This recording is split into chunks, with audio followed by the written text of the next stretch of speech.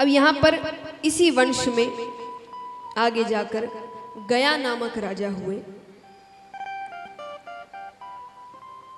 विष्णु भगवान के बहुत बड़े भक्त हुए, लेकिन एक दिन शिकार खेलने जाते हैं और गलती से हिरण के धोखे में मारा हुआ तीर एक संत को जाकर लग जाता है। मरते मरते वो श्राप देते हुए जाते हैं कि तुम राजा हो पर कार्य तुमने असुरों वाले किए हैं, तो मैं श्राप देता हूं कि तुम असुर योनि को ही प्राप्त हो जाओ। और जैसे ही उनको श्राप दिया गया, गयासुर का शरीर, क्योंकि जब असुर बन गए तो नाम पड़ा गया नामक राजा, जब असुर बने तो उनका नाम पड़ा गयासुर।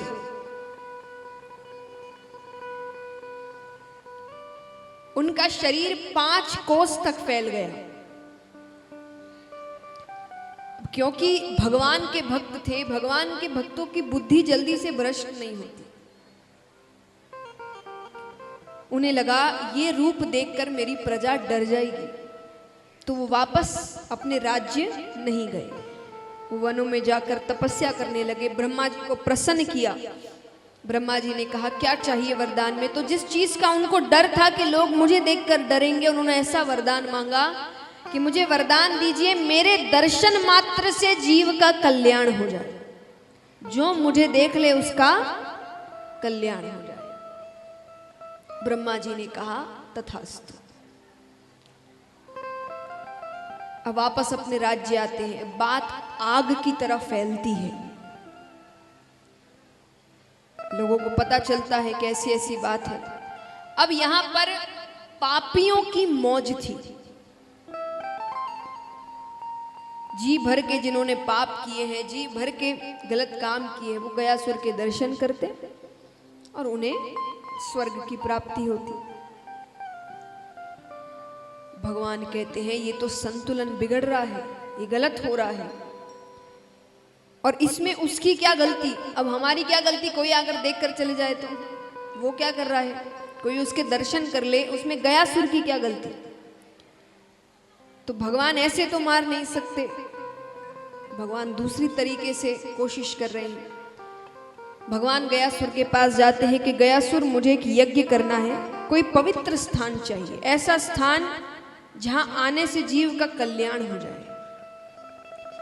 भगवान उसको जानते थे, तो भगवान से उसने कहा कि मुझसे ज्यादा पवित्र अभी और क्या होगा। और ऐसे भी उसका शरीर भी 5 कोस तक फैला हुआ था। उसने कहा मुझसे ज्यादा पवित्र और क्या होगा, मेरे दर्शन मात्र से जीव का कल्याण होता है, मुझ पर यज्ञ करिए। ठीक है, तो उसके वक्ष स्थल पर भगवान ने जो भारी हवन कुंड था वो उसको जोर से रखते हैं, कुछ नहीं होता। यज्ञ इत्यादि आरंभ करते हैं, अग्नि है, लेकिन कुछ भी नहीं हो रहा। अंत में भगवान ने कहा कि मुझे तुम्हें मारना पड़ेगा, तुम्हारे कारण संतुलन बिगड़ रहा है, कोई आखिरी इच्छा है तो बताओ।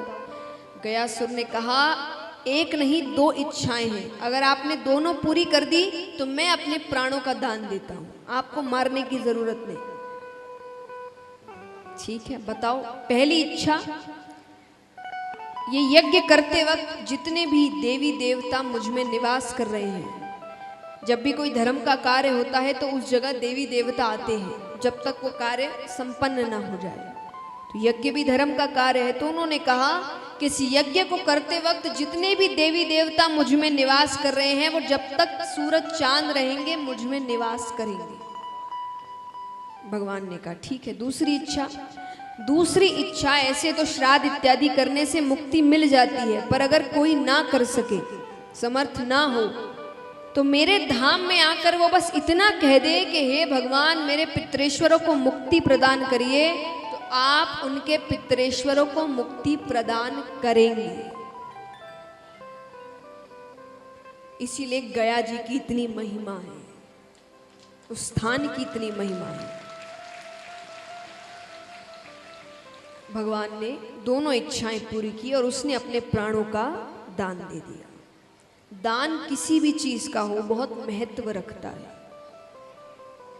सिर्फ धन से दान नहीं होता, तन मन धन से होता है। जो तन की सेवा कर सकते हैं वो वैसे दान करते हैं, जो धन से सेवा कर सकते हैं वो धन देकर दान करते हैं। और मन यानी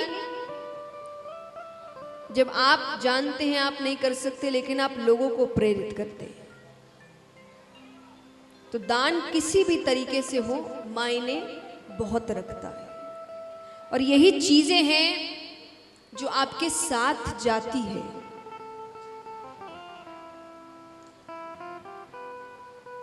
धन दौलत इत्यादि कुछ भी साथ नहीं जाता। मैं बार बार एक ही चीज कहती हूँ, संसार में रहिए, परिवार में रहिए, व्यापार करिए, खूब धन कमाइए, लेकिन इसके साथ साथ अच्छे कर्म भी करिए, दान करिए, सेवा करिए।